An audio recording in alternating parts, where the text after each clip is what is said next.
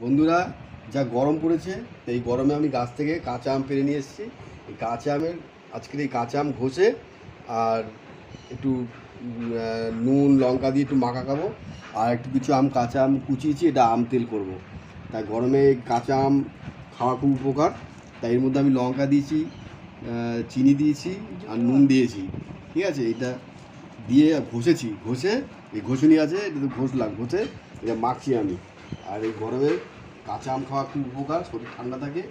তোমরা ওই কাঁচা আম দুবার করে খাও, দেখবে খুব উপকার পাবে। দেখো কীভাবে মাখতে হয়, দেখে নাও। এইভাবে চিনি ফিনি দিয়েছি, দেখো সুন্দর। কি কি দিলে এর মধ্যে? এর মধ্যে দিলাম নুন, চিনি আর পাকা কাঁচা লঙ্কা ডলে দিয়ে দিয়েছি। একটু লেবুর পাতা হলে আরো লেবু ভালো পাতা হলে ভালো, যেমন দুপুরবেলা কোথায় পাবো লেবু পাতা। যাই হোক, গরমের মধ্যে। আর এই যে আচারের জন্য কুচিয়েছো না? এটা আচারের জন্য কুচিয়েছি। এটার মধ্যে তেল